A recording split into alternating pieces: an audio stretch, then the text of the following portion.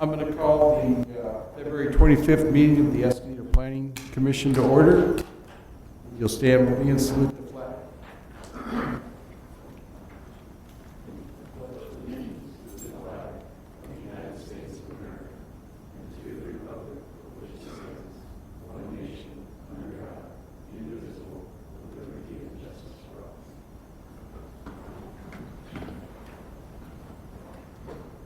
Okay, can we have the roll?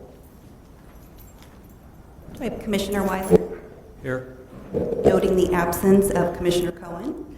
Do I have Commissioner Romo? Here. Commissioner Span? Here. Commissioner McNair? Here. And Commissioner Garcia? Here. Thank you. Okay, do we have any comments on the minutes or motion approved from our last meeting? Make a motion to approve the minutes of January 14th.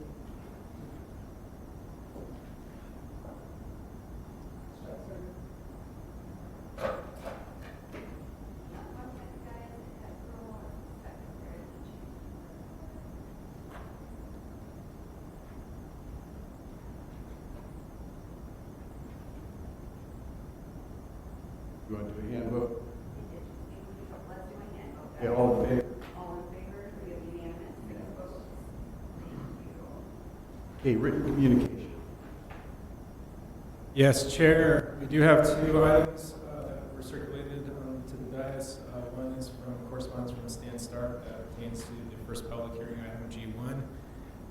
The other item is actually written information provided by city staff to help walk through the current business item related to the climate action plan. And how about future neighborhood meetings? None to report other than the state of the city press. So tomorrow morning at 7:30, I think there's the welcome introduction at 8 o'clock. Oral communications.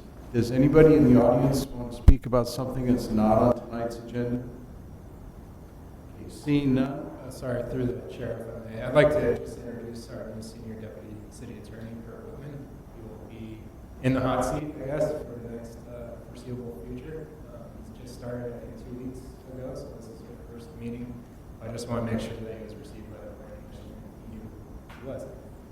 Thank you. Good to have you. Thank you. Good to be here. So, public hearing. Does anybody up here on the dais have anything to disclose?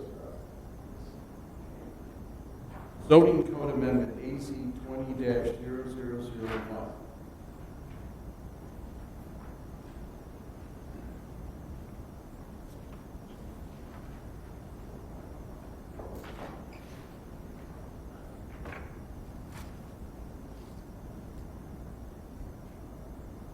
Thank you, Chair. Good evening, Commissioners.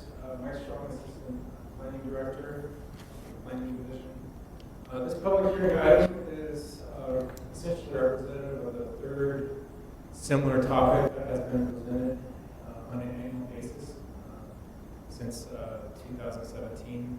This is a batch process to along a lot of minor technical changes to our zoning code, our municipal code, and just do it in a very efficient manner so that we present it all at once and make sure that our zoning code and municipal code is not only up to date, but relevant, easy to administer, and if there are any areas of interpretations, that this is an opportunity to really clarify those issues. So the batch that's presented as part of this agenda item includes 5 topic areas of change. The first is to Article 49, which is the condominium permit section of our zoning code. 67 is the density bonus portion of the zoning code. Article 70 is the accessory dwelling unit section of the code, and 73 is the outdoor dining, outdoor display area of our code, which is recommended to be modified, entitled to include temporary uses and activities. The portion of the draft resolution that includes amendments to Chapter 16 is specific to food trucks or mobile food facility permits, as referenced in the chapter. So that really represents the areas of focus change as part of this effort. There are going to be additional code amendments that staff is recommending outside of this agenda item, but at a future public hearing. The urgency and the relevance of including this under an earlier batch is to implement some recent changes by state law, in particular with accessory dwelling unit and density bonus law changes.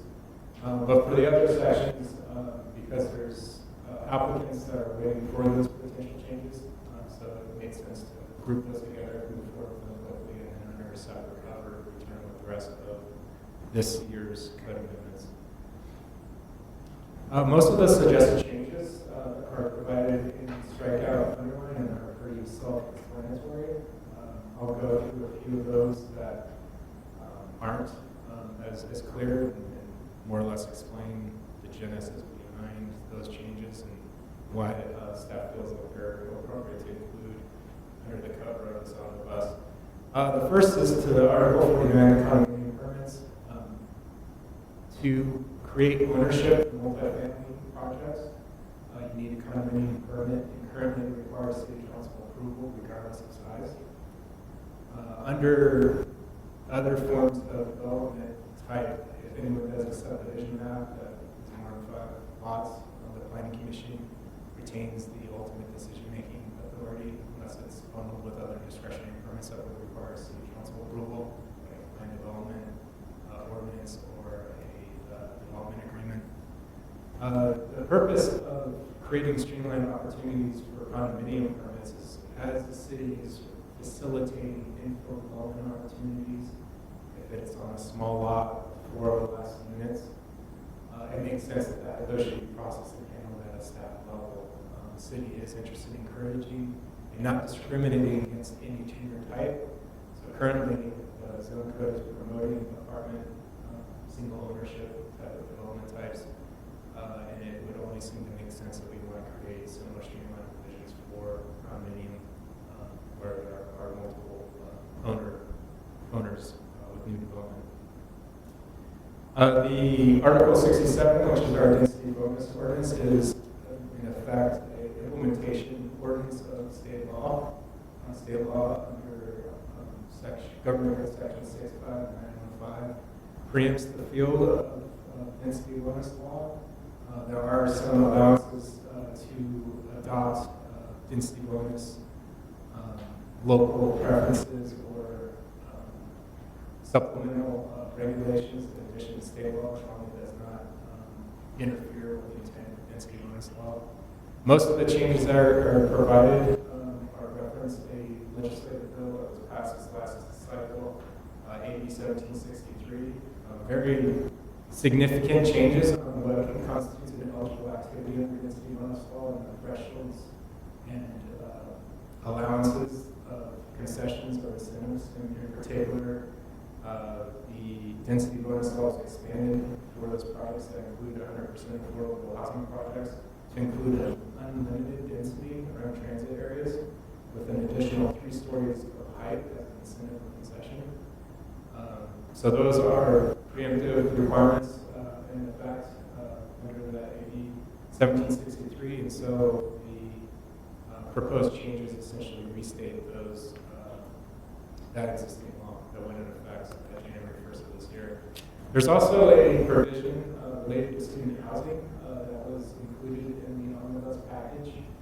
That was actually something that came out of the statutes of 2018, SB 1227, and so that specifically carves out allowance for density bonus eligible projects if there's student housing proposed at a density bonus commensurate with the other allowances, so to 35% bonus. But certainly the most recent legislative change allowing 100% affordable projects to have limited densities is certainly probably the most interesting change to that law that has occurred recently. Article 70 is the accessory dwelling unit ordinance. Again, this is something that is required at the state level. There were 5 total Assembly and Senate bills that were approved. 3 are probably the most relevant to or implementing ordinance changes locally.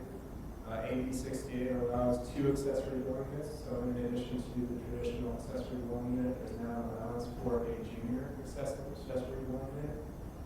Many of those that were opposed to this particular assembly bill called it as an end to the single-family zoning. Essentially, you're allowed to have 3 units, independent units that can be constructed on a single-family lot or a multi-family lot that's approved with the single-family zone. Senate Bill 13 restricts the amount of impact fees that can be charged. And AB 881 limits the owner occupancy requirement for 5 years. As proposed in the draft resolution, we are suggesting just eliminating the owner occupancy requirement and not putting any sunset provision codified in our Article 70 for several reasons. One, it's reasonably to presume that the expiration date will never expire, and the legislature will continue to extend that provision. But secondarily, there would be difficulty in administering or enforcing that requirement.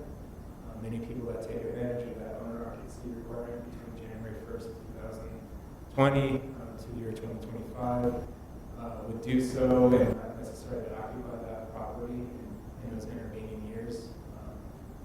If the law was to change at a local level or subvert back to the owner occupancy requirement, it would be very difficult to force a property owner to then return to reside in that property. So staff's recommendation is to eliminate the owner occupancy requirement altogether. There are some added control provisions on the size of the accessory dwelling unit if it is attached to other detached accessory structures, meaning a detached guest house or a detached garage, having a proposed addition to that. The reason being is that the state law allows the imposition of local regulations to make sure that it is appropriately cited and scaled in size to not interfere with the community aesthetics or impact surrounding properties.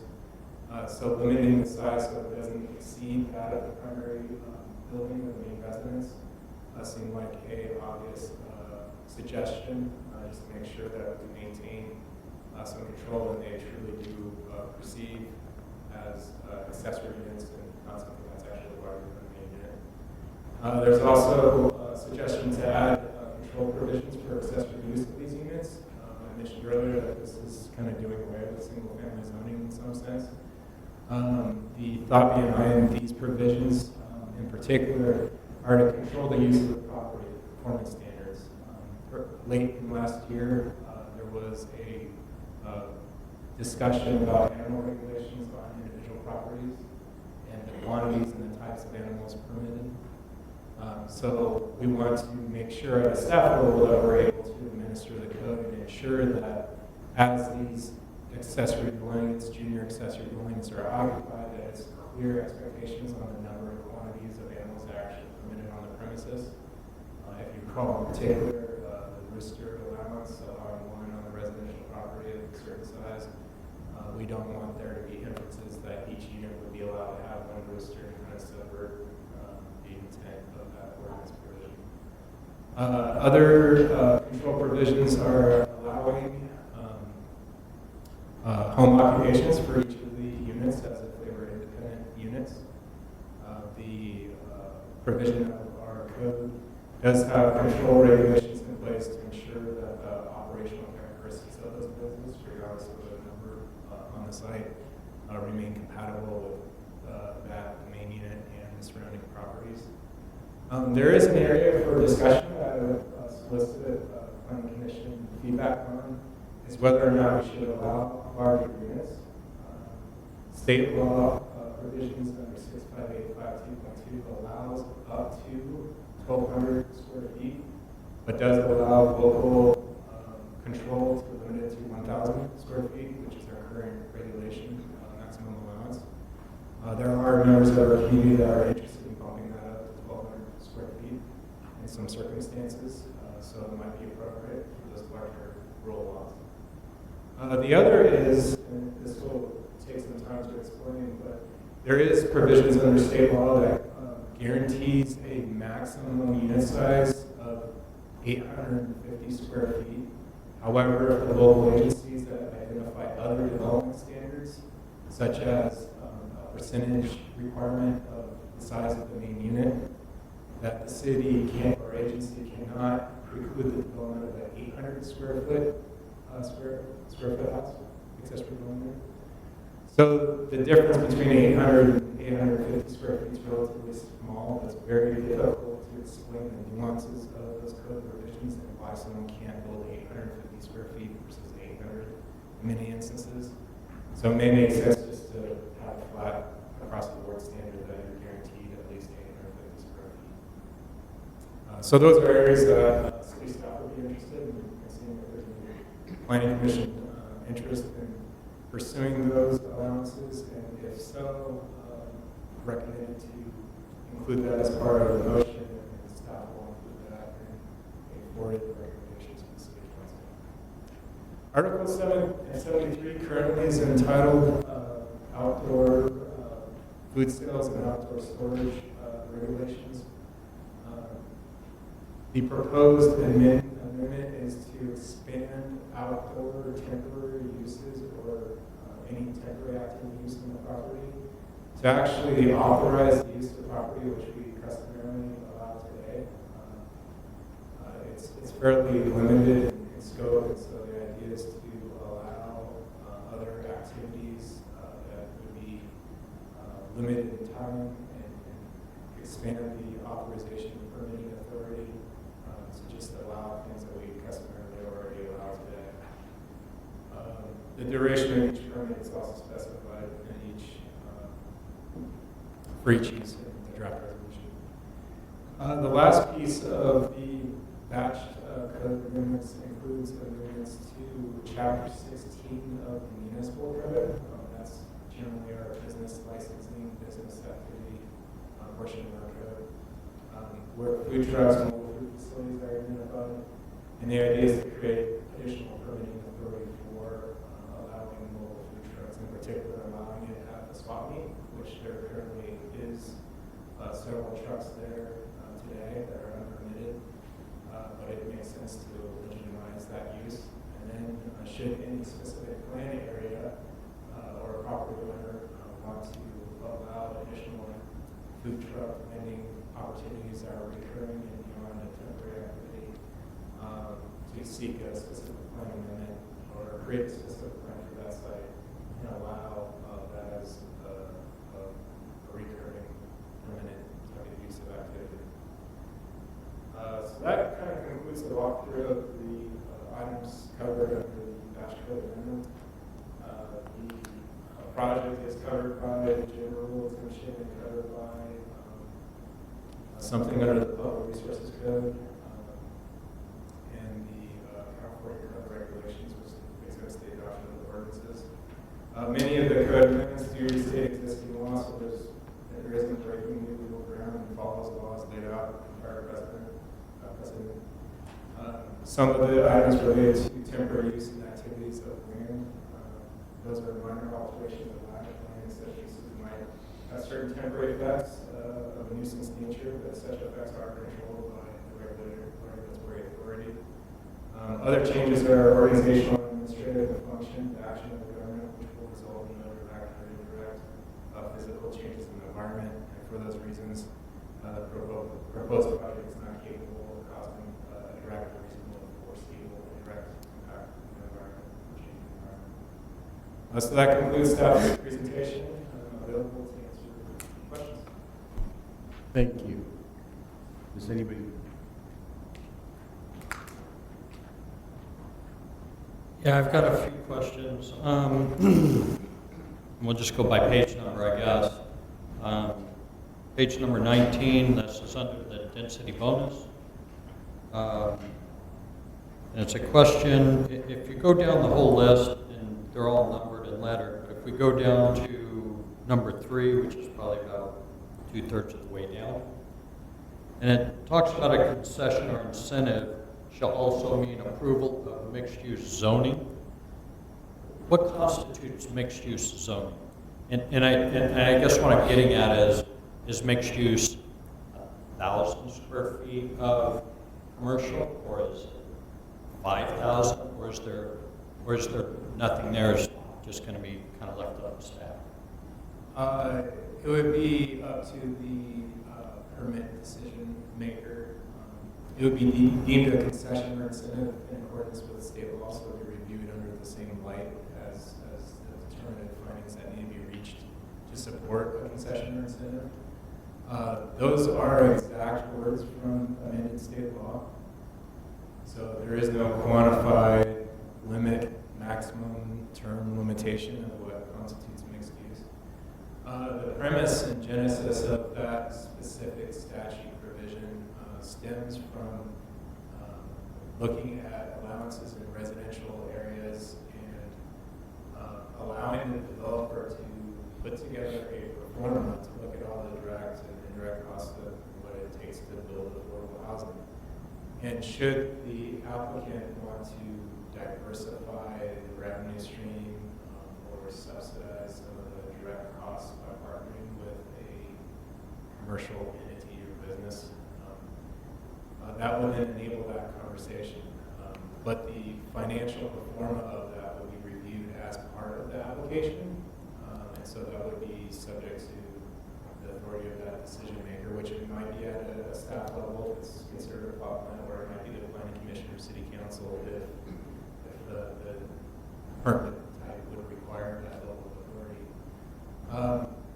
It's very similar to another provision in state law that allows the development of like a child care facility, or the provision of allowing a child care facility that would enable then a density bonus.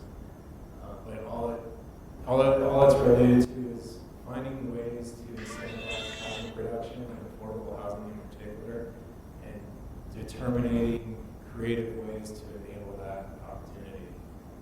So it is something printed by local control by statute, and it's more or less will be reviewed on an ad hoc basis to determine whether or not it creates a viable opportunity for affordable housing construction. I have not seen the application of that particular type in any San Diego city to date, but that doesn't mean that it wouldn't happen. The state legislature has certainly made it clear that the top priority is housing production, and the state legislators creating laws to enable that. This is one of them. So more or less, if it makes sense, then that could be something where an incentive could be requested. Okay. On the following page, on page 20, there is down near the bottom of the page where we've got added items A and B, talks about a distance between, or the distance to a major transportation stop. And I'm wondering how that's measured, because the way it's written, it's kind of written as a straight shot, as long as there's not some sort of impediment in the way, versus a distance that maybe you would walk. So I'm curious as to how we're going to measure this, because it does make a difference. Sometimes when you've got to take some circuitous route, it's 3/4 of a mile. Yeah, and But that as the crow flies, it could be a half mile. Yeah, and that was a subject of discussion from how the law would be pragmatically applied, more related to the accessory dwelling unit legislation that occurred in 2016. If you recall, there was a subcommittee that was formed by the Planning Commission to develop ordinance recommendations, and it was something that did return to the full commission. But that was an area of conversation of that group. And the state law did not entertain a definition at the time of that. But I do believe, I don't know if it's actually embodied within the public resource code section, which does define what the transit station is. It has to have like a 15-minute headway to that bus boarding area. So it's not every transit stop in the city. It's those areas that are kind of bus rapid transit areas that are served. But there was a definition definition that was added, and I believe it's more under the accessory dwelling unit law statute, 65852.2, that defines what the walkable path is, and it actually truly is a walkable distance, and it's not controlled by area limit. Because it's in a different section of government statute, I think that if an applicant were to seek interpretation, it would engage legal counsel and try to determine what is the best path forward. There is a provision in state law, and it's at the end of this section of 65905 that specifies that the law should be liberally applied to result in the production of housing. So I think if there ever was a question behind it, unless there is some definition provided elsewhere that could be applicable, that we would probably take a more liberal interpretation about it like that. Which means it could be It could be a straight line. But I don't know the answer offhand. I don't know if, like I said, I know the statute did address the distance between a transit station. I think it's under a different section of government code, not particularly this. But that would remain probably an issue worth investigating.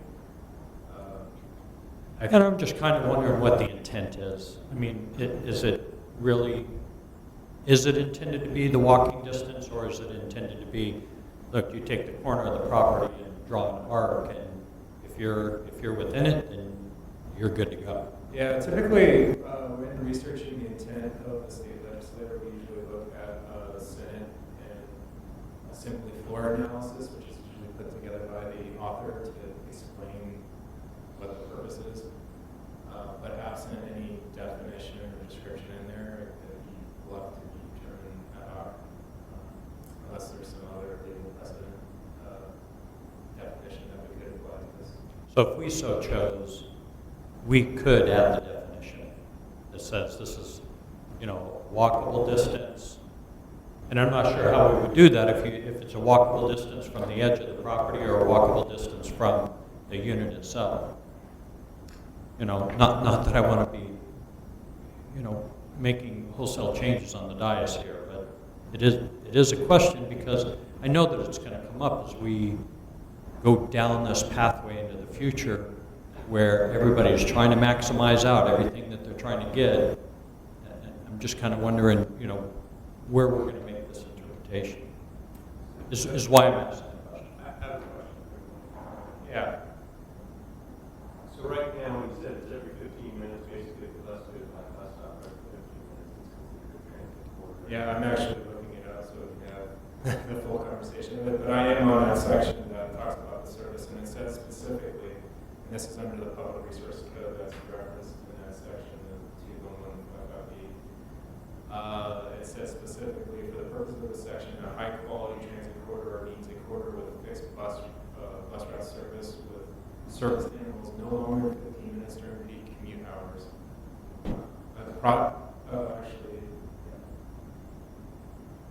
Yeah, it goes on to say, project shall be considered to be within 1.5 mile of a major transit stop or high-quality transit corridor. All parcels within the project have no more than 25% of the area further than 1.5 mile from the stop or corridor, and if not more than 10% of the residential units or other units, whichever is listed, the project is further than 1.5 mile from the stop or corridor. So it seems to kind of slightly address that proximity spatial relationship issue. So technically, all of us need a global transit corridor. And a half mile is going because during the peak periods, those buses are running capacity of 15 minutes. Portions of Escondido were certainly All the way from transit center to Sunset, because they're all those kids back and forth in this national high school. And they're stacked pretty tight. Yeah, I know there's not bus service south of Sunset, but yeah, that section of a half mile would take me all the way past the field. potentially, yeah. And then you get the density bonuses all the way up way past you for a path like this for the blocks. And then going the other way across that city park all the way down. Yeah, and if I may, back to Commissioner Wiley brother's original question, which started this. Sorry, I'm sorry. No, you're hitting it right on. So earlier I did express concern that the subcommittee had about the accessory dwelling unit spatial relationship to weight parking standards within a quarter mile of a bus stop. I think that void has been filled by the statute. It does define it separately within a different section of the government code. It seems that they made reference to this public resource code, which does define the distance differently. And so this would allow eligible candidate sites to be within a 1.5 mile, provided not more than 25% of the area further than 1.5 mile from the stop or border, and not more than 10% of the units in the project are further than 1.5 mile from the stop or border. So it seems like there is some sort of definition provided. So it seems like, you know, you take, what I'm interpreting is that you take, you know, the corner of the property, draw an arc, and as long as different sections meet the code there, it's not walkable distance. This is an arc within a half mile. It seems so. Yeah, let me respond to that. So, as Mike was pointing out, in Public Resource Code Section 21155, and he's reading the calculation that's stated in the statute.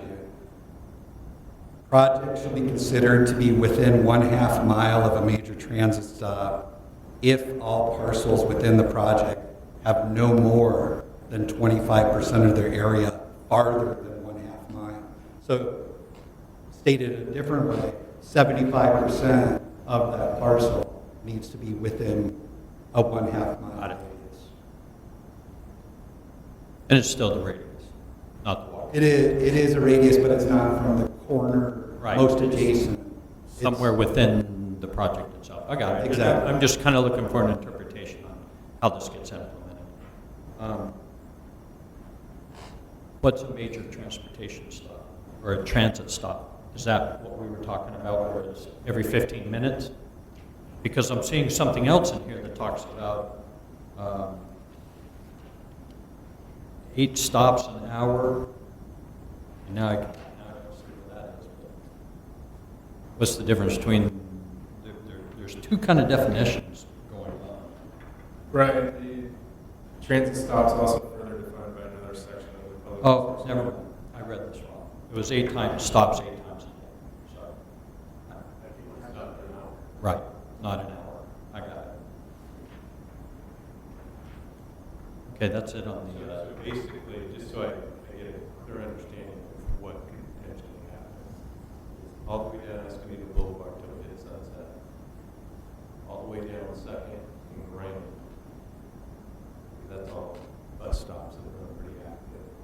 I think Elnorte Parkway is that way. Those would all be considered density bonus eligible spheres of influence, like code ordinance, traffic lighting. I do not know the exact location of the high frequency service. I know there's a lot of interest to change and perhaps expand frequency service. So that's something that we'll consider when you ask for more transit. What does it mean for its application or density bonus law?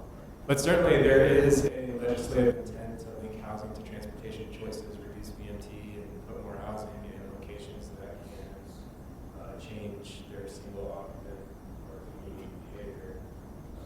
So this would be consistent with that premise. And like I mentioned earlier, this is existing law.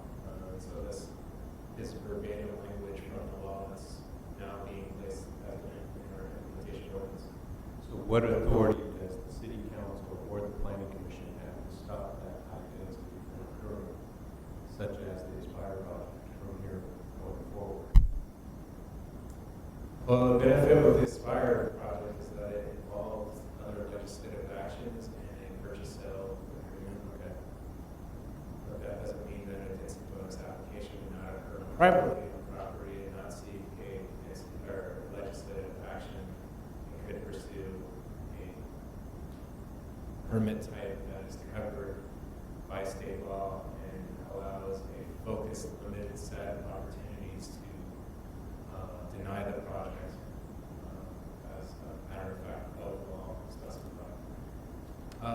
So yeah, the effort is to streamline development and create more by right opportunities, meaning it's accomplished by ministerial appointment rather than through discretionary. And there's little room to even impose conditions on those types of projects. So one thing that this commission will be engaged in over the next year is updating our housing element.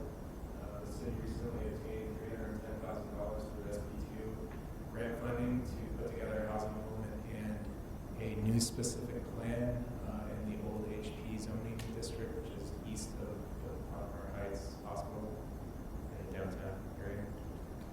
The idea is to implement the target area and provide more adequate sites to accommodate future housing demand.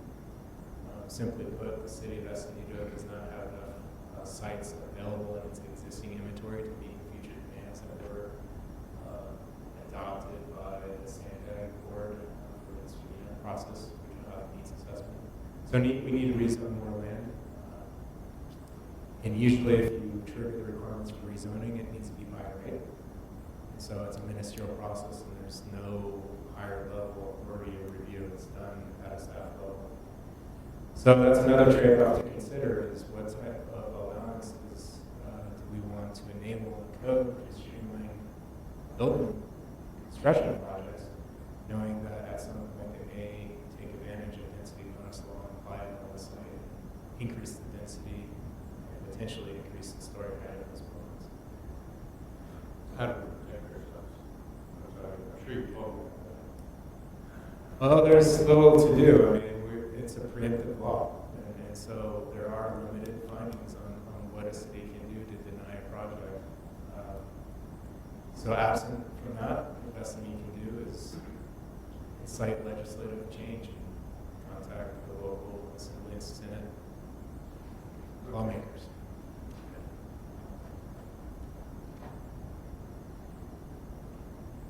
I had one quick question about the junior, well, first of all, an overview. If we take every lot in the city right now and multiply it times 3, does that apply towards our housing element? Because that's basically what we've done. Yeah, so under HCD authority, which is the Housing Community Development, it's the arm of the state that reviews and certifies housing elements for compliance with state law. There is a process and manner in which you can accommodate future growth demand with the anticipated production activity of accessory dwelling units or now junior accessory dwelling units. And you can count those towards those housing projections. And it's typically based off historical performance. So prior to 2016, the city of Escondido was maybe processing 1, 2, 3 a year. Since then, I think this last year count, which will be covered under the general planning progress report later tonight, that housing activity has increased. I think we're close to 30 or slightly above that 35 total units produced. So extrapolating that information at face value, you can assume that on a yearly basis over the next 8 years, you produce 35 per year, you have 250 units.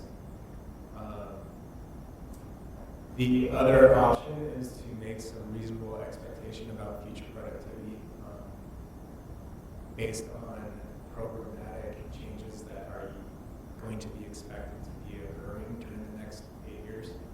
So if the city wanted to incentivize additional production beyond what is currently estimated, so 35 per year, to create a new program to really encourage development. So there are a lot of options out there. Some cities have pursued bonding opportunities or forgivable loans or reduced loan amounts for homeowners to make those improvements on the property as a way to encourage more accessory dwelling unit production. Some cities have also developed prototypes, pre-approved plans, where you essentially don't need to hire an architect. You just pull the plans; they're ready to be issued, provided that you don't need to do any substantial grading on the property. That's another way to encourage and incentivize production. The city of Santa Cruz, the county of Santa Cruz implemented those 2007, 2008, saw interest in a increase in production based on that.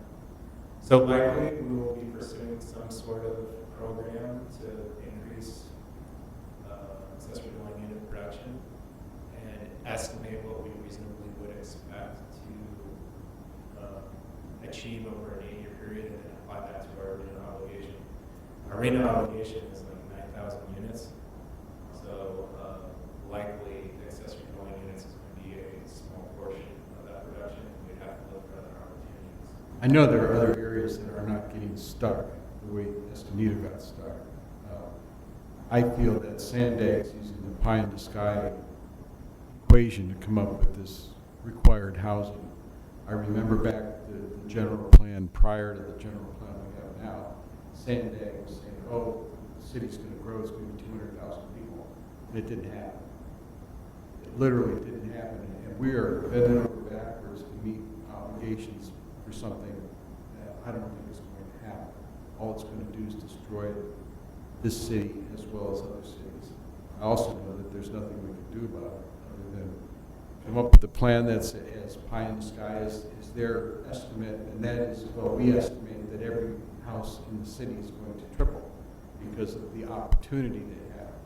Yeah, in 2004, the state legislature actually took out the judicial remedy to challenge RENA allocation.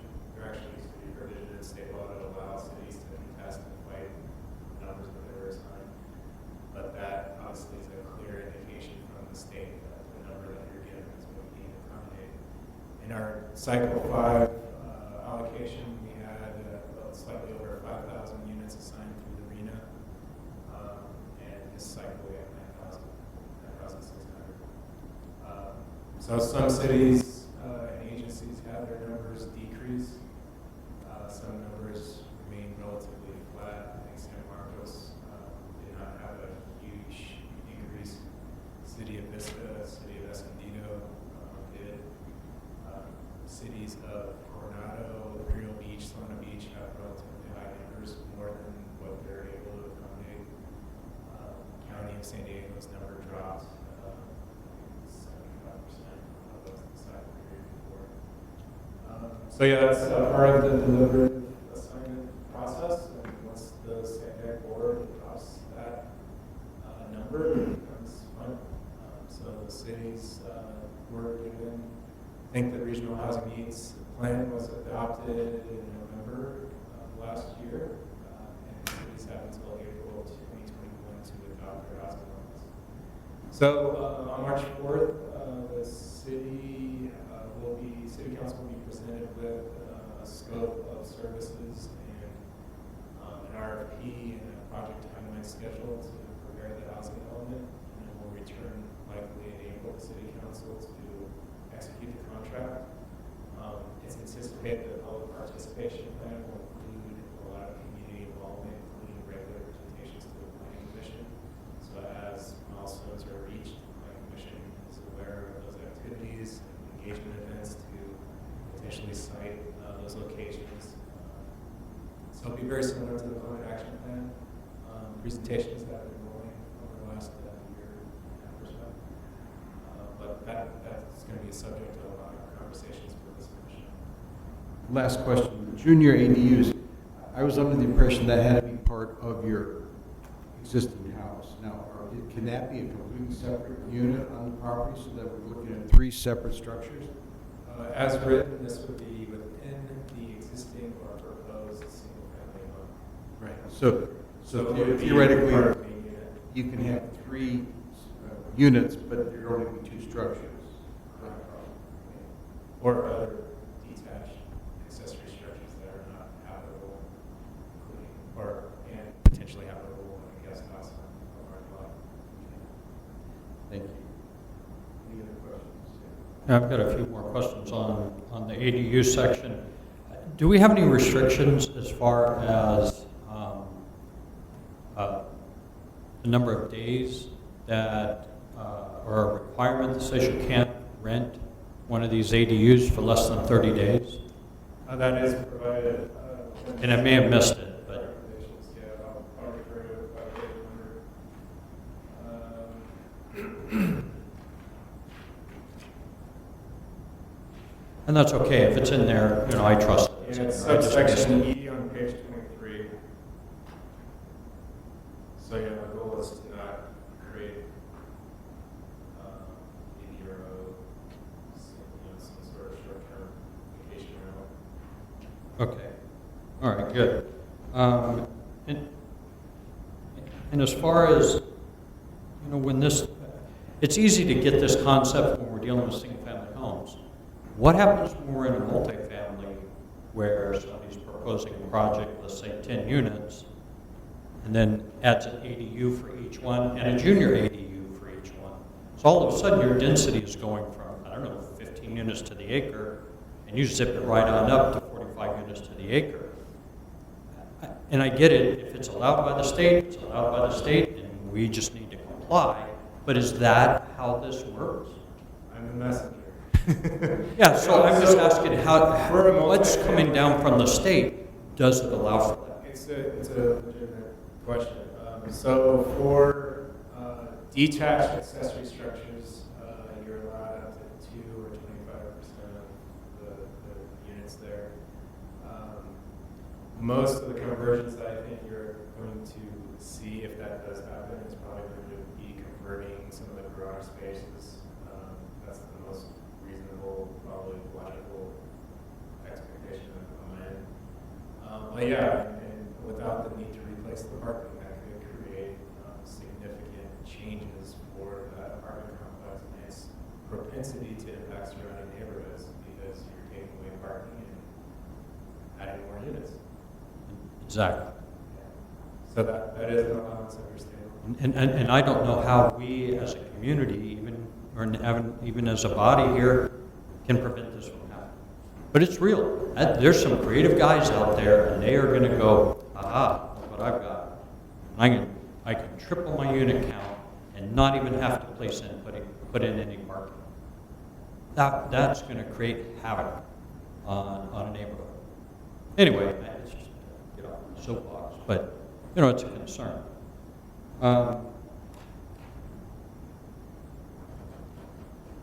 Moving on to another section on page 23, under item C, C1, it says a certificate of occupancy shall not be issued for the accessory dwelling unit and/or junior accessory dwelling unit until the building official issues a certificate of occupancy for the main building. So does that mean that somebody proposing an ADU has to get a new C of O for the main structure? It's just I'm looking at the word. If there's an existing residence on the property, it would have already received a certificate of occupancy. Presumably, unless it's an illegal unit. I know, I'm just asking a question. It just seemed. So yeah, if the unit's already occupied, then that would not be now permitted. Got it.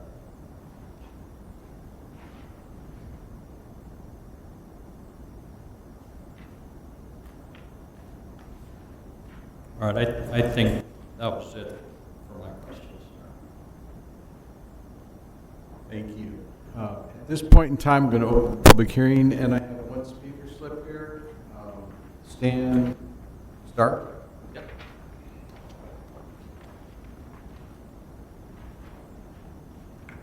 Good evening, everybody. I'm also the one that was mentioned earlier by Mr. Strong, that I submitted a written commentation as far as some of the proposed changes. Give you a little background for myself. I've been 37 years in the real estate finance industry, and I share that with you as a point of reference to the comments that I'm bringing up because there's practical applications to some of these changes.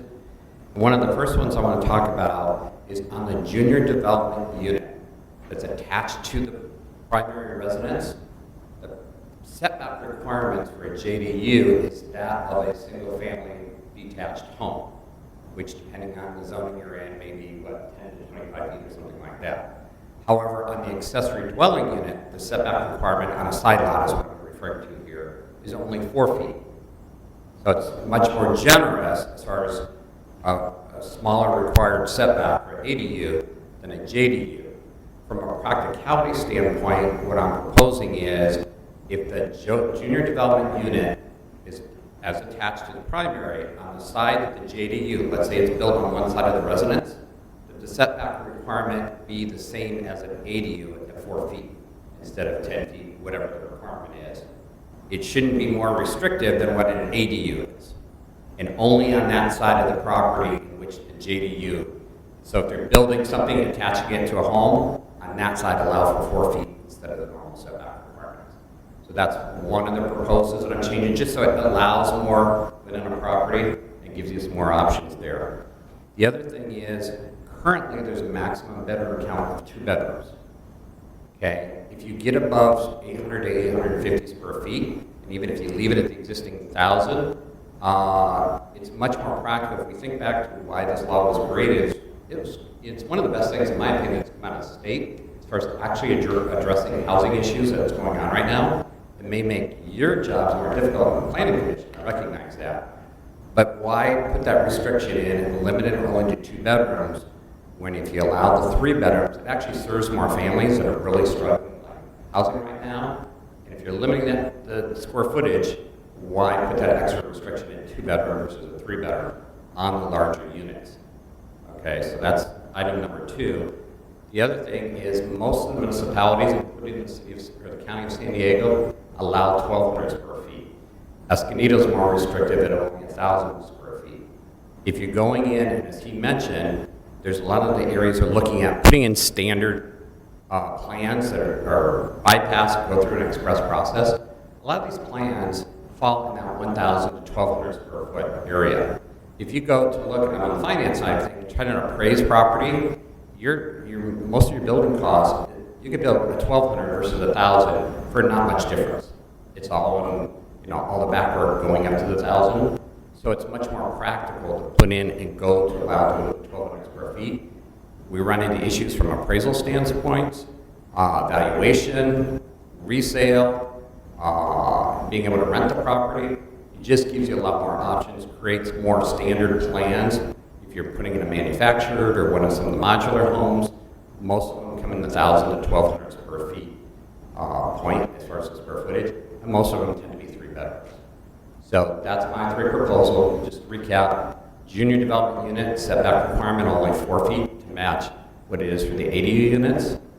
Allow 3 bedrooms on the larger units, about 8 or 850 square feet, and actually go to 1,200 square foot. And that could be restricted by zoning. For example, the lot I'm referencing, interested in is in the rural estates zoning, so it's a 1 acre lot. So it really makes sense in those larger lots, anything above 20,000 square feet, to allow the additional square footage and match what most of the other municipalities are in San Diego County ready to use. That's all my comments. Thank you. Thank you. Does anybody else in the audience wish to speak on this? Okay, seeing none, I'm going to close the public hearing. Ask for discussion. Well, I can certainly appreciate, the comments that you made, Mr. Stark. I know that a few years back, the Planning Commission, when we first changed the code for ADUs, we decided not to make a lot of changes while we were sitting up on the dais. So we formed a subcommittee and spent quite a bit of time going through the code and looking at all sorts of different scenarios and the upside, the downside, where we went with the restrictions that are in the code today before we're changing it here. The square footage is the big concern, and as well as the number of bedrooms that were decided upon back then and ultimately agreed by the city council were the restrictions on the bedroom count and the square footages because of the concerns of, hey, there's no parking going to be required. So we go from 2 bedrooms to 3 bedrooms. Granted, we want affordable housing for our citizens, but at the same time, we also have to look out for those folks that are in the community today and what the impacts are that create on those citizens. So yeah, we're kind of stuck in the middle between 2 major forces. So at this point, in my opinion, I don't want to go and go beyond what we're required by the state and stay as close as we can with what we as a planning commission decided and ultimately city council a couple of years ago. So that's my opinion. I agree with you completely. The only thing I'd be willing to move on is the 850 from 800. Seems like a small increase. Could it be a problem at staff level when they come in and it goes over 800 a little bit? That was what you were recommending, wasn't it, to go to 850 from 800? There seems to be reason to support it from a pragmatic standpoint. 50 square feet is not a lot. I think it'd be a lot easier to incentivize accessory dwelling construction if you can give an exact number of what's allowed on their property versus saying in some circumstances might be allowed 800 and others might be happy at 50. And it's much more difficult to go through those nuances. So I think from a staff standpoint, we would be supportive of that change and just have a blanket across the board 850 square foot minimum. Yeah, and that amount, I don't really have a problem.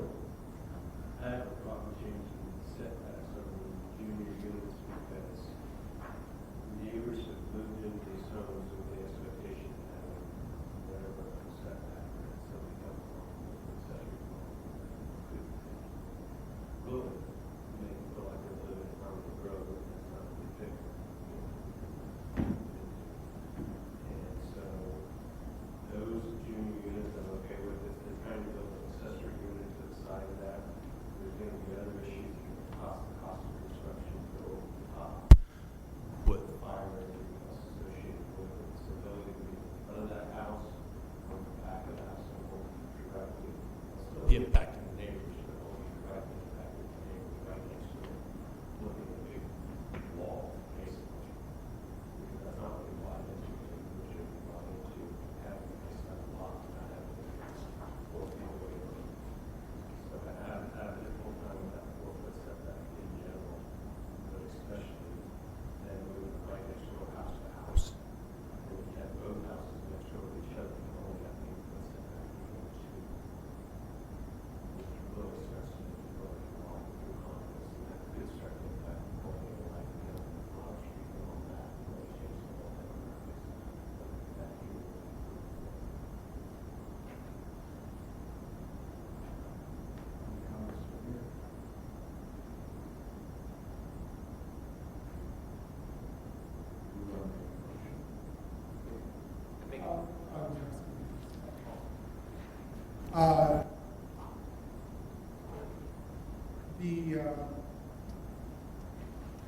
all of us have, remember we had a long discussion on parking, not too long ago, at least it seems like it wasn't too long ago. And as I drive through different areas in town, there's no parking in the street. And although I understand the 1,200 square feet max, and I think that's a great idea, but without any parking as a requirement, puts us into a major, major problem. So without a lack of an opportunity to be able to make sure that we have parking and that we're just going to go to street parking, I feel the same.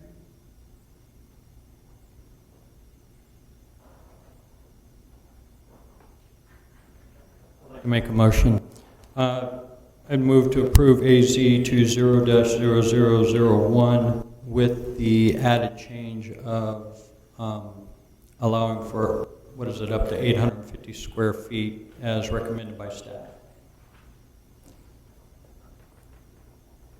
I'll second it.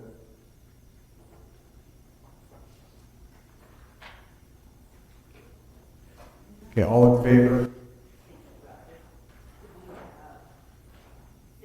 6 yes.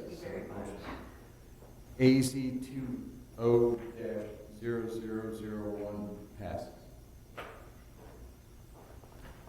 Okay, we're going to go on to current business, H1, Climate Action Plan update. Thank you, Chair. Good evening, Commission. This is Mike Strong, Assistant Planning Director of the Planning Division. This is an informational presentation, and the fifth received by the commission regarding the status of the climate action plan update. A lot of time has passed since the last status update.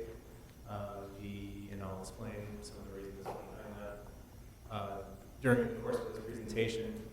But this represents an opportunity to check in on the status, understand where the city is positioning itself on potential draft measures to reduce greenhouse gas emissions, and help kind of kickstart the second phase of outreach and start the communication and dialogue with the community about the update and the anticipated timeline. So, as a reminder, the scope of the Climate Action Plan update is to build off the existing Climate Action Plan that was adopted in 2012, update the baseline to the year 2012 with newer data from the various sectors that contribute to greenhouse gas emissions, model the business as usual emissions, and project out the different rising years as stipulated by state law. And in addition to state law, the general plan build out year of 2035. If you recall from the last presentation, which might have been proposed of the calendar year 2018, a long time ago, the 2035 year is critical to ensure that the climate action plan is something that they call as a quantified document, or a qualified document, which means that it provides CEQA coverage for streamlining future projects. The build out of the general plan is to year 2035 by proposing a goal target year of 2035. The city of Escondido would be a leader in the region. There's only one other city in the region that has that projection year, and that's the city of San Diego. The other component of the CAP update is to review and update existing measures, make sure that they retain some relevancy, propose new measures to reach the new target year reduction requirements, looking at different city actions and supporting measures in the future that could complement and help facilitate compliance with reduction. And then update implementation monitoring strategies, and then something that came out of council direction in 2019 was to look at the environmental justice and adaptation portion of it. So some of the goals of the Climate Action Plan update in particular are to implement the public outreach. Part of the presentation that was received in November went through the phase one component of the engagement period, and I'll recap that to revisit the progress that had been made in engaging different stakeholders in the process.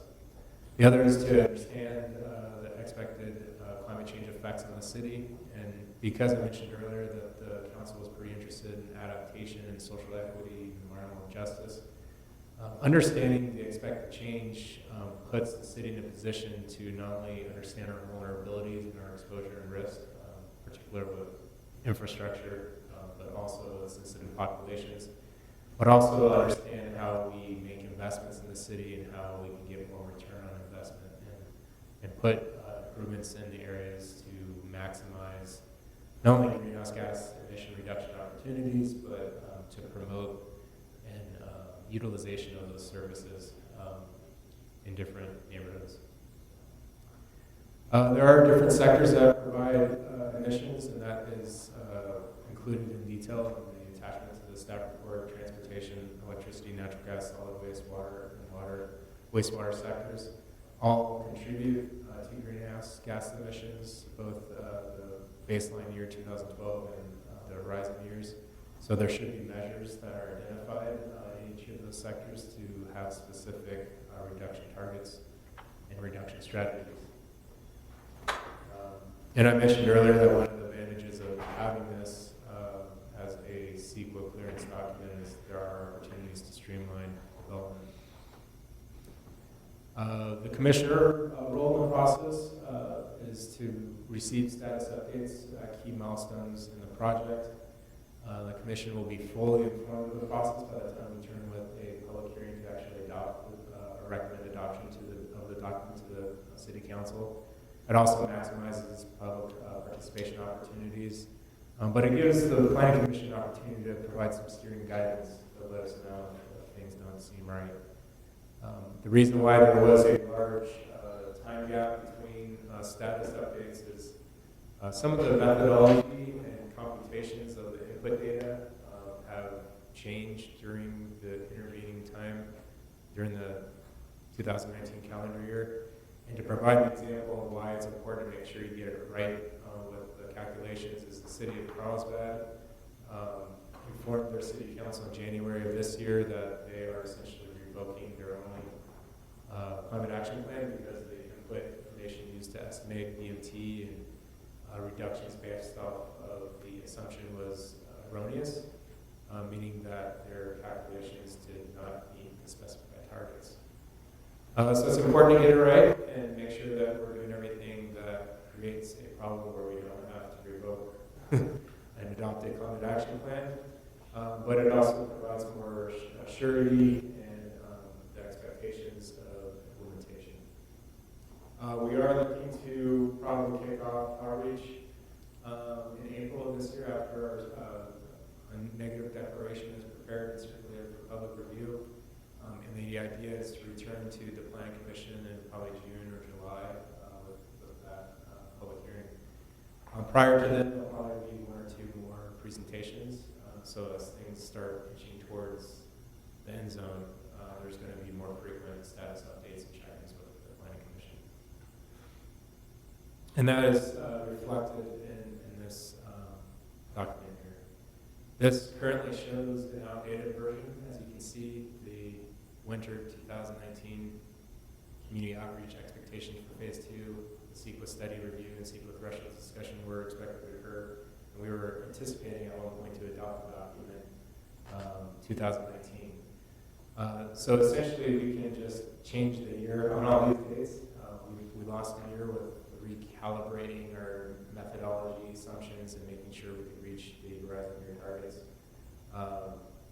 So the next presentation will really go through what we expect to accomplish with public engagement in phase 2, which is expected to occur in April. So I will likely return to the Commission at the end of March to identify our engagement strategies, and the Commission can provide input on how to go about engaging the community. So regarding the outreach activities from the first phase, I'm going to go through this very quickly because this is something the Commission has already seen. We did have a public participation plan adopted by the City Council in mid-2018. It was really designed to emphasize how to collect input, go to where the people are, create multiple levels of information sharing and input collection. There were a number of engagement activities and other tasks completed by staff to promote project awareness. That is shown on this slide. That shows that we had a total reach of 21,000 residents, businesses, and other community members with a face-to-face reach of about 251 individuals. So a lot of the activities are also unknown because they were electronically distributed, social media, print display ads in the newspaper. But those electronic print reach of known quantities are provided if there was none. We did have a public workshop, that's the mobile workshops that provided those input opportunities. We collected a series of passports and other tally worksheets. Some of this will provide a response. There was a dot exercise at one of the workshops where people would indicate their preferences with a green dot, caution with a yellow dot, and red symbolizing some concern regarding implementation. And all the aggregate responses from whether or not climate action planning was important rated favorably high, measuring high at the workshop series and other engagement events. The interesting point of this information shows that people are interested in climate action planning, but are interested in learning more about the costs associated with it, or have some expressed reservations about impacting their daily lives. So 4.4, which is close to the highest ranking of climate action planning being important, but about average at 3.45 score, with Escondido residents and businesses willing to pay for those costs. So that just shows that the city needs to be cautious about what it identifies for implementation. Some of the efforts of aggregating those results were good to show where there was shared preferences that was presented to the Planning Commission in November of 2018 and to the City Council in January 2019. And now this portion of the presentation gets into the expectations of what it will take to now meet those targets. So this is an excerpt from the attachment 1 that's included with the staff report. And California does have the targets of reaching 1990 levels, first by the year 2020, which is something that is featured in this Assembly Bill, the Global Warming Solutions Act of 2006. The horizon years of 2030 is something that was effectuated with the Senate Bill 32 that was passed in 2016, and really that comes down to an executive order which set out the long-term target of 2050. The goal targets do not go beyond year 2035, but as we move towards implementation and over the future years, at some point we will be. And as you can see on this particular slide, emissions projections and targets ramp up as the years progress. The Escondido cap will utilize a baseline year of 2012 for calculating its targets. The emissions from transportation account for more than half of the city's total emissions. So in terms of identifying measures to achieve these reduction targets, there's a lot of emphasis on vehicle miles traveled reductions, VMT reductions, as well as electrification of those vehicles. Or other TDM strategies to actually put people on their feet or on a bike or on transit or in high occupancy vehicles rather than single occupant vehicles. But the emissions needed to reach certain targets, the state law affiliated or associated compliance target is 40% reduction by 2030 as the Senate Bill 32 requires. In order to hit the 2035 target, we actually have to be a little bit more aggressive by the year 2030 to reach the 2035 goal, which will then put us on track to ultimately meet the 2050 target. What is interesting about those agencies that are not pursuing future years, and I mentioned this previously, the target emissions level and the emissions needed to meet the target starts ramping up. Part of that comes from, and it might be in a slide here, it does. The renewables portfolio standard, that's something that came from something called SB 100. It is the portfolio mix requirement for investor-owned utility operators like SDG&E. There is a blended mix requirement of clean energy that's provided today. The current requirement by the end of 2021 will be about 45% of the energy that is procured and delivered to SDG&E customers needs to be clean energy. That ramps up to 50% by the year 2030. And then by 2045, it's 100% clean energy, and that's something that Governor Newsom signed about 2 years ago. What that means is as the renewable portfolio standards increases, and as shown here from 2030 to 2035, it ramps up from 79,000 metric tons to 99,000 metric tons.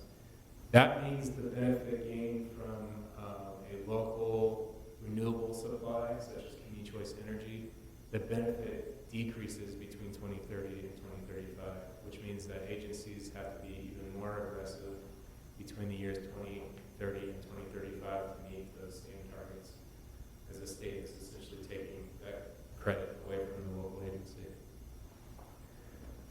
So as shown, the total reduction expected from federal and state regulations will increase from 235,000 metric tons to 272,000 metric tons by 2035.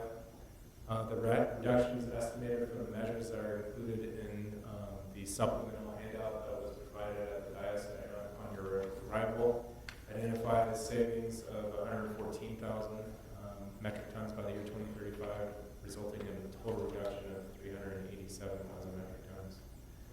So what that looks like with a start year of 2012 baseline is that the complementary federal, state, and local measures do reach the targets. The business as usual emissions project out to the different horizon years. There is a leveling off after year 2035 to 2050. So additional measures are expected to be required in those years beyond 2035. The colored wedges represent the reduction from each local cap strategy and from the different federal state actions. Each wedge represents the cumulative reduction from each strategy as it's initiated to those different horizon years. The gray area beneath the colored wedges represents the remaining emissions. So from today, which is in year 2020, we're approximately at 800, actually it's on this slide. Here we're at 831,000 metric tons approximately. We are below the target emissions level, but by the year 2035, we're going to have to reduce it to 386,000 metric from the 2012 baseline. So that difference is shown on this slide, what those different wedges represent. And there's more narration and exposition in the staff report attachment to explain a little bit more about that graphic. At this point, I do want to refer to the handout, which I will pull up on my screen. But this will help walk through what the anticipated draft measures will be when we solicit public feedback in the next several months starting in April. Each measure is reflective of two things. One, feedback we received from the community, confirmed through the Planning Commission and the City Council as community-supported solutions. As amended, directed by the City Council to include additional items. And then there's a couple of items that did not rank in the top preference tiers that are included because without those measures, we would not reach those targets. And I'll highlight what those are during the presentation. So measure T1. One is transition to a clean, more fuel-efficient municipal fleet. This has no impact on the community. This is a municipal obligation to convert its fleet to electric vehicles. And I should say there's no direct impact or cost to residents or businesses. There could be indirect through taxpayer or general fund dollars, which that will be a universal, that can be universally applied to any city municipal obligation in this presentation. The next one is install electric vehicle charging stations at parking red lots. Again, this is no direct or indirect impact to residences or businesses. This is something that the city would coordinate with NCTD and with Caltrans to create kind of micro hub concepts of those facilities and to require 25% of the existing parking facilities to convert to EV by the year 2030. And then again, ramping up additional EV charging stations by the year 2035. Measure 213 is adopt the ordinance to require electrical vehicle charging stations in new developments, so that would affect new projects. Currently, the obligation under the building code that has recently been adopted for the 2019 publication, effective January 1st this year, is to change the obligation from installing conduit to actually putting in the facility, so putting in the actual meter. So it's not a significant cost, but it does result in actual charging stations being installed in new multifamily commercial developments. The next one is T1-4, require electric vehicle charging stations at new model home developments. And so this is a unique and one-of-a-kind type of measure where instead of imposing an on-site obligation for all new single-family development, to require it just to be featured in the model homes, and then ask the applicant to advertise and promote it as an optional add-on to the home buyer for the other remaining projects. So there's no direct obligation to install them throughout the subdivision, but it does provide some incentives and some assumptions that some of those home buyers will elect to have that upgrade option. The next one is strategy 2, reduce fossil fuels. Measure T 2.1 is synchronized traffic signals. The city has already probably reached its 2030 target and can reasonably expect to achieve its 2035 target of 35 synchronized lights. So this is a fairly conservative estimation of what could be reasonably achieved in this. The next one is measure T 2.2, install roundabouts. This is something that did not rank in the top preference of the community.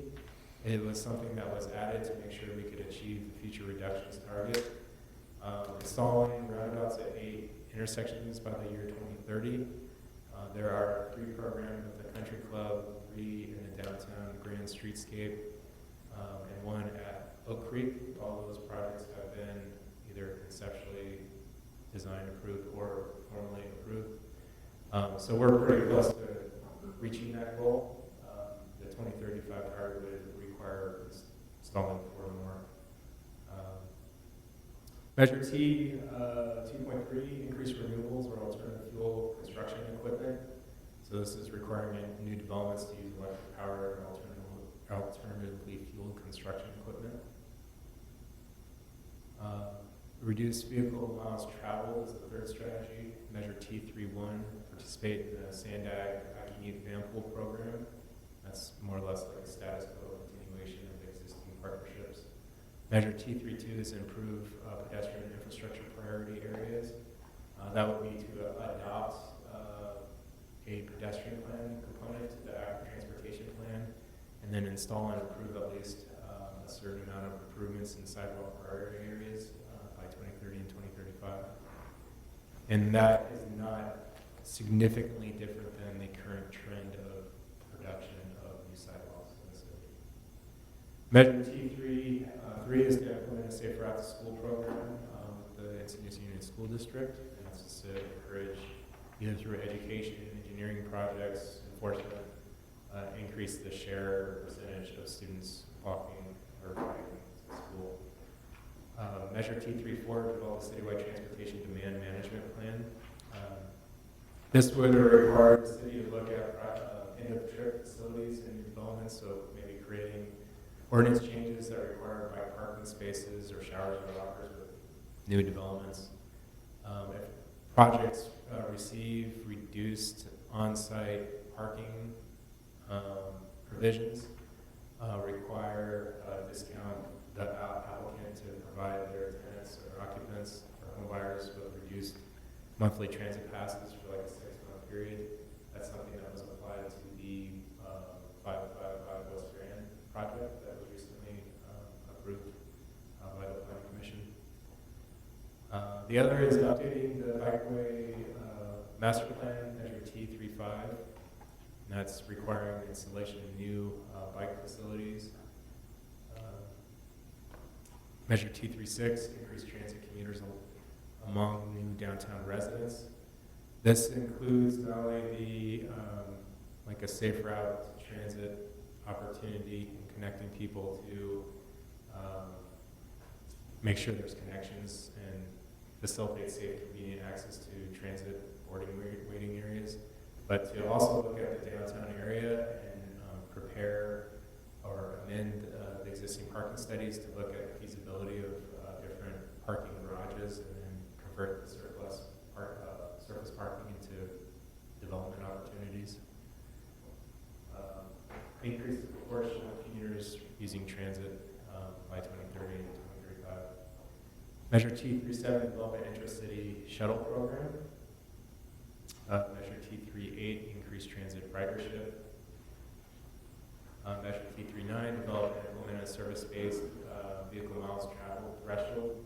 This is something that is already obligated under Senate Bill 743, which effective on July 1st of this year will require new developments to analyze VMT as a CEQA requirement rather than traditional LOS by itself.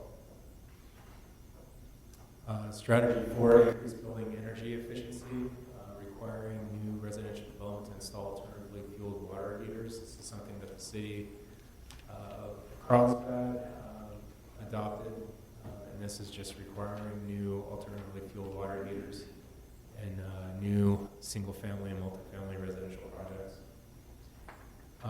Measure E42, requiring new multifamily residential developments to install electric cooking appliances, so this would apply to the new multifamily residential units. These are considered reach codes. If you ever hear the concept of reach codes, it's reaching beyond the building code requirements. The other is measure E43, reduce electricity in streetlights, so that's just converting to LED. Measure E44, requiring non-residential alterations and additions to install alternative fuel water heaters. So if there's significant tenant remodels valued at $200,000 or more, then they would have to have a commensurate value of replacement for the installation of electric heat pumps. Strategy 5, increase renewable and zero carbon energy. One is to look on-site renewable generation at municipal facilities. Measure E52, requiring commercial development to achieve net zero. The current requirement is by 2030, all new commercial development will have to achieve net zero, just like residential projects are required now after January 1st, 2020 to achieve. So this is another reach code that instead of waiting until 2030, that we would require it earlier. Measure E53, increase grid supply renewable or zero carbon energy. This relates to the Community Choice Energy Program. The other is to take advantage of what the school districts are doing to install PV systems on school sites. So more or less getting credit for what the schools are already doing. Increase renewable electricity generated at school sites. Increase water efficiency. Measure WC or W6-1, reduce landscape water consumption. W6-2, reduce landscape water consumption at new model home development. This is another innovative concept to require new model homes to be equipped with gray water systems or rain barrels, meaning that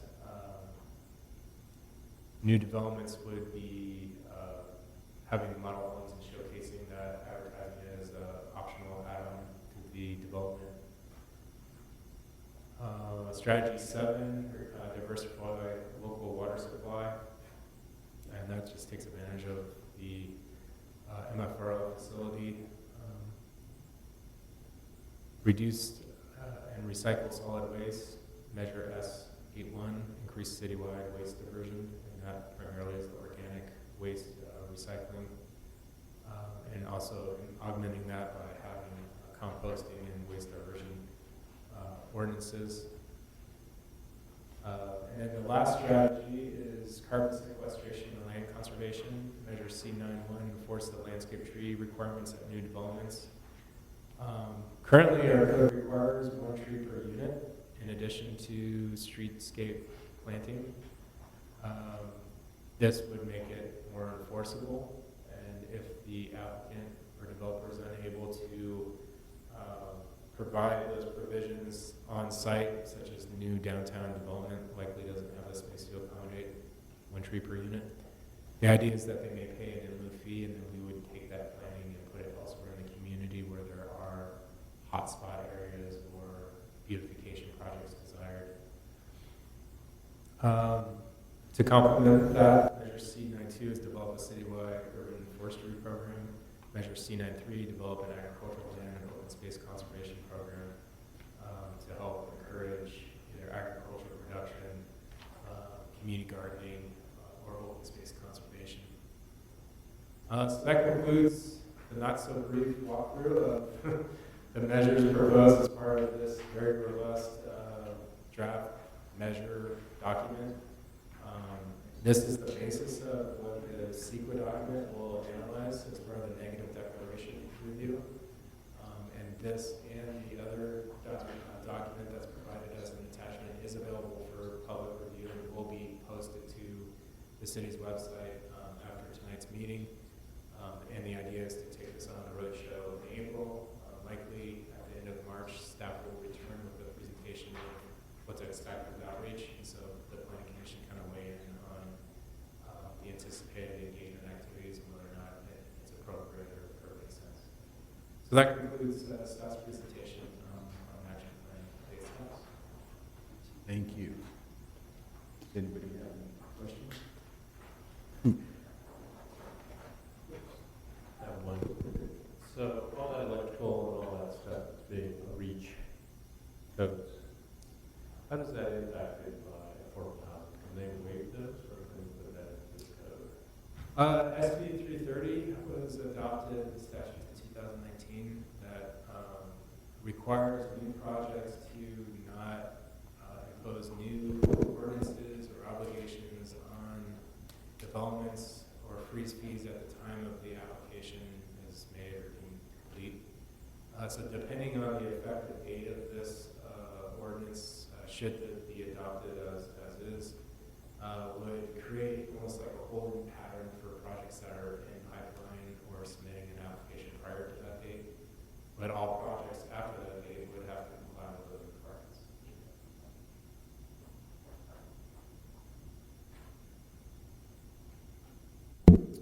My question is, and let me know if it's out of scope for this.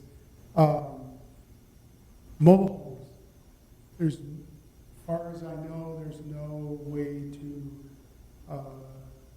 solar panels, things like that, to be able to help with all the necessary changes that need to happen. Are there plans to change that in the future, or? The mobile homes are governed under the authority of Title 25. There are mobile home residency laws.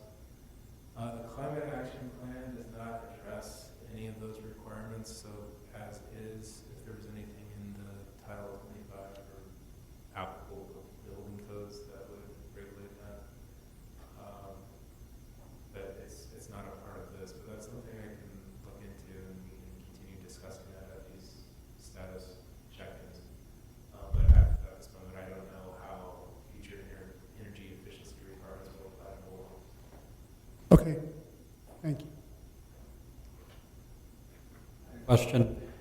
So every time a building permit gets issued, are we accounting for each and every, greenhouse gas, carbon reduction that's occurring with each and every building permit that's coming through? I mean, is there an accounting that's going on? Because, these are some lofty goals. And if we're not counting each and every one of these things that are coming through, then we may not meet these goals purely from an accounting standpoint. I'm just curious. Yeah, to answer your question, the changes that are recommended in here are programmatic strategies and they're identifying future year for implementation. Many of those that do relate to reach codes would be codified by code and inserted into, would be approved by ordinance. And so the building official would be administering compliance with that. So when the building code and fire code and plumbing codes were adopted by City Council, and I think it occurred mid-December of this last year, there is an authority to adopt local codes as part of that to supplement what is put out at the state level. And I do believe that the fire code did have some local supplementary measures as recommended by the fire chief.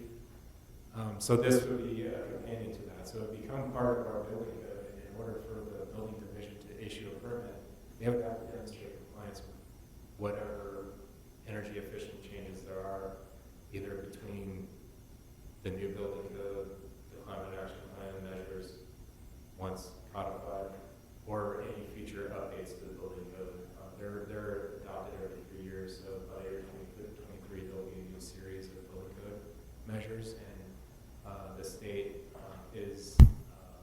accelerating its energy efficiency goals, so likely there will be additional changes. Some may be even similar to what's being advanced through this initiative. Sure, and this is kind of coming about because of the table one.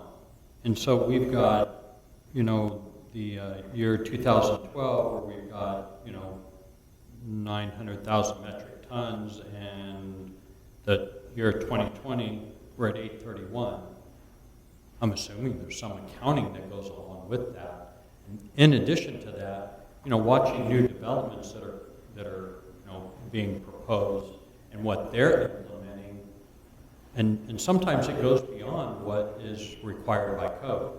Why? Because that's what the customer demands. They want these certain things. And what I kind of hope that we would be doing is at least identifying those things and counting them now as opposed to waiting until everything is, you know, codified, so that we get that credit. Because it's going to be tough to meet. I think it's going to be tough to meet some of these goals. And it's going to be nearly impossible to meet the 2050 target. It's going to be changing a lot of behavior. I mean, and I actually mentioned this during the outreach period. If I assigned a budget to every individual and how they account for their daily lives and asked them to cut that budget by 80%, what would you be left with? That strikes me a chord of association with people. They understand the real effect and impact of these aggressive state goals. So similarly, cities are going to have to come up with a way to meet the difference if the state doesn't intervene and come up with its own solution. I will say that the recommendation is to update the climate action plan every 3 to 4 years. And as part of that effort, load data is collected from SDG&E directly. So it's actual information that's provided by the utility provider on how much electricity is being used. So when you're accounting for activity that's occurred from 2012, the numbers that are provided in here are as accurate and as precise as you can possibly get. Moving forward, every year there will be new load data provided by SDG&E that is then accounted for. But the idea is that these measures, which supplement the existing building codes or identify reach codes, should result in greater savings based on the growth forecasts assumed. Now I'm going to put emphasis on that last part, because if we are preparing a housing element that accommodates new growth in the future, it's going to be growth on top of the assumptions assumed as inputs for employment and housing forecasts, which means that additional reductions are going to be needed to accommodate more growth. So likely, after the housing element is prepared and we do some preliminary assessment under CEQA, we'll be able to identify whether or not our climate action plan is still whole and still relevant, or if we need to update the climate action plan to accommodate that growth. What happens if, per se, we don't meet these goals? I mean, is there punitive measures from the state, or do we as a city have to go, no more anything, everything stops until we correct this? And then what's the cost associated with that? And I don't expect an answer by any means. I'm just kind of throwing that out there as, you know, this is what we're going to really be up against. So this is an emerging discipline. I mean, 2008, I think, was the real first effort at local levels. The city of Chula Vista, I think, adopted a climate action plan in the 90s. But in terms of the region, really 2008 kind of began the start impetus of climate action planning and reducing greenhouse gas emissions. And there's a lot of a learning curve associated with it, even at the statewide level in terms of administering the Global Warming Solutions Act, and what does it mean through the implementing enforcement agencies of both the Air Resource Board and developing their measures that is implemented through the MPOs like SANDAG. There was a court case in 2014, Newhall. That was the first precedent-setting court case on this topic. And there hasn't, to my knowledge, been a whole lot since then. But there are carrots and sticks to climate action planning. I think in the region there's 2 agencies that do not have an existing climate action plan. Escondido is one of the first in the region, a part of that 2008 wave of planning for it, and it was adopted in 2012. The city of Poway, I believe, still does not have any interest in preparing the climate action plan.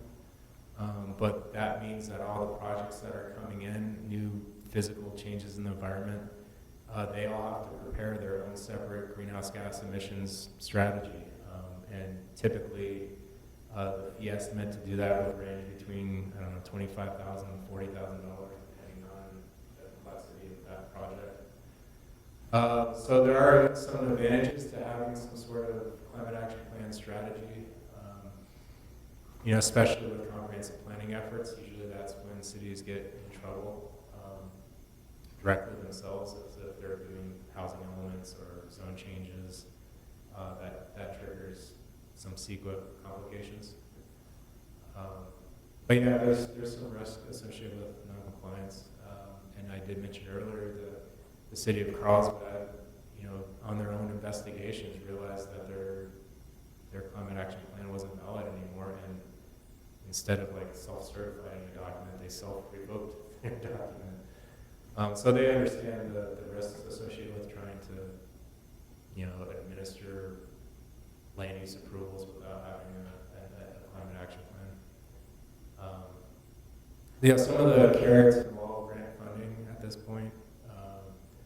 Certainly it's also covered under environmental stewardship and just doing the local agency's part as part of a global problem. And our city council gave us pretty clear direction of these city or leaders in this field. So that's what this climate action plan is putting forward. Well, thank you, and I do greatly appreciate all the effort you're putting forth. This seems to be a monumental task, so I appreciate it. Thank you, Mr. Strong. It is monumental, no doubt about that. And I hear of all the requirements that are going to be put in because we're being forced by the state to do a lot of this. But I am concerned. We know that 40% of cost for development is just permits and requirements and all kinds of stuff. And I just wonder now if this is going to step it up to 50% of being able to the development of a home, and here we are fighting about affordable housing at the same time. Is it going to be counterproductive in one way and productive in another one? It's going to be very interesting to see how this pans out, because we may end up pricing more people out of the market. Because I don't hear a lot about incentives and things that are planning to be done to help people get on the train. And economists are showing, the research is showing us that with incentives, people will change their behavior, but they want incentives. They need incentives. Otherwise, it's going to be very hard to see behavior change. No, I agree. This certainly will raise the cost to do business in Escondido. The 2 points that I want to make is, one, we're not the only one. Other cities are also going through the same effort, and I think at some point the state will even intervene and put the REACH codes in effect by the next couple of building cycles. So as part of the SB2 grant funding, in addition to the housing element update, it also includes the component of the specific plan which I addressed earlier. There's a third component which I did not reference, and that is providing a sector feasibility analysis. The idea is to put together several different development prototypes, densities, size of the project, and evaluate all the direct and indirect costs associated with developing housing. And that should provide some unique context to understand the cost of doing business in Escondido. And should the results turn to show some complications or challenges to have projects pencil out, like something through called the pro forma, the idea is that might invite the conversation about what do we do about that as a policy level, something the council and the Planning Commission will be a part of. So there might be some local interventions or some strategies to make projects pencil out. But certainly that's a valid point concern about construction costs. Yeah. So I just have a question. When you go through, there's some items that are just not that big a deal. For instance, city fleet rate 33. It's something that's nothing significant. Then I go down to the EV charging stations and you multi-day on the commercial column at 2035. How do you actually track that data? Standardize that before? Is it just we're making the assumption that this amount of people are going to use it, or is it going to actually be? Yeah, the advantage and disadvantage of monitoring compliance and updating your climate action plan every 3 to 4 years means that you're almost forced to have that accountability and track the trends and then readjust those projections to those different horizon years. So the years 2020, assuming that the climate action plan is adopted by 2023, 2024, there will be another. By 2026, 2027, 2028, there might be another one. So there'll be an iterative, fluid, dynamic opportunity to always inventory the progress, the projections, the assumptions going into the document. And let's say the waste transport blows it. I think we've got 11,000, we've got a big chunk. What impact do we have? How does that then go? Since, you know, it's just a question, you don't have the answer, but it's a rhetorical question at this point, because your contractor with them won't know until almost after the fact that it's missed. Yeah, and if there is failure to achieve the reduction amounts reported within this draft document, then you'd have to make it up in some other way. Right. In regard to the changing of the city fleet, are we talking also police vehicles going electric? I mean, we hear horror stories of electric police vehicles running out of juice in the middle of chases and things like that. Have we been thinking about those officers that, by policy, must take vehicles home? Are we going to provide charging stations for them at home? It wouldn't make for a very exciting episode of NYPD or something like that. So, yeah, the assumptions, and to the point of how you calculate reduction savings, it's good to be conservative so that it's realistic. With this particular measure, it assumed the conversion of 11 vehicles by the year 2030. We'll hit that like next year, and we already have purchase orders in place for that. So it remains to be seen whether or not it makes sense to have the all conversion applied to like the trucks and the heavier equipment, like structured fire engines and police cruisers. So that's something that we'll be probably modifying as a support measure to make sure that we have a fully vetted analysis of what makes sense and is realistic with the fire chief and police chief participating. But the assumptions going into this, the calculation methodology does not assume, 50 police cruisers converting. It just assumes kind of a basic package of what we already anticipate. Because I think we already have a few vehicles in command that are electric. Yeah, we have, if I recall correctly, and I think it's in the attachment, there's like 44 hybrid vehicles, purchase order of another 11 EV vehicles, a couple like golf carts that some of the staff use at the public facility. So yeah, I mean, there already is a growing trend to convert. It's just what type of commitments do you want to make and whether or not it actually is achievable. Thank you. Thank you. I'd kind of like for you to go ahead and give us the general plan progress update, and then I'll ask for any public comment. Well, I can provide a very brief presentation. The 2019 General Plan Annual Progress Report was compiled. It documents all of the latest socioeconomic trends in the city, as well as updated information about project activities that relate to the different chapters of each general plan element. The information was provided to the communications department, and eventually will be presented to the city council. I think this is the third or fourth presentation to the planning commission about the status of the general plan and its implementation, and so this represents the 2019 year. That was great. Does anybody have any questions about that? Now, does anybody in the audience wish to speak about either one of these matters? Now, we are at a point, there's no action required on either one of these.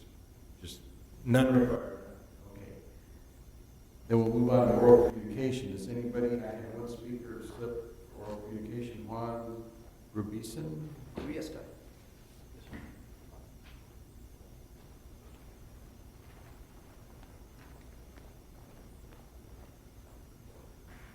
Good evening. My name is Dr. Juan Briviesca, and I was going to ask the chairman if you please allow me to speak about an item that was talked earlier. I didn't know you were going to talk about accessory dwellings today. This is my first time I've ever been here, and I heard this gentleman spoke about accessory dwellings, and it's something that affects me personally. I own a large property, and I have a large family, and I know that your permits for accessory dwellings is only 1,000 square feet, and only 2 bedrooms. And for some of us that have larger lots, if we can provide off-street parking, will be okay for your planning commission to allow provisional permits to allow us to have a 3-bedroom and 1,200 square feet if we provide off-street parking. That will help the concerns of Mr. Weiler and Mr. Garcia about the parking situations in certain locations of the city. And also will help with the housing, problem in the city and the state of California. You know, I will ask them as soon as we're through with this, okay? I will ask city staff. Oh, okay. But this is not going to be a conversation between you and I. It's going to be between us and staff. Yeah, I understand. Thank you. I understand. Thank you very much. Mr. Strong, could we consider on a case-by-case basis on larger lots if they can provide off-street parking? Is that something that's feasible? The item has already been acted upon, but I can carry forward the information provided for oral communications in the staff report as something that came up after planning commission's item, so that the council knows that it's something that was presented as an issue outside of the public hearing. But the public hearing is technically closed. Okay, thank you. I'm actually kind of curious on this because I thought that the code that was coming from the state, and I may misinterpret it, but it says that we can't require parking. You cannot. So we can't require it, but I guess if somebody offers it, then we can. We'll take it. So it's kind of a backward way of Yeah, you can getting around this. take it. So do you understand that they will bring it forth as far as they can, because the public hearing is closed? Does anybody else in the audience wish to speak about anything? Okay, seeing none, our next meeting is? The first meeting in March is canceled, March 10th, but we will have business for March 24th. The next meeting that this group will convene is March 24th. Thank you. Then we are adjourned. Does anybody have any comments? Seeing none, we are adjourned.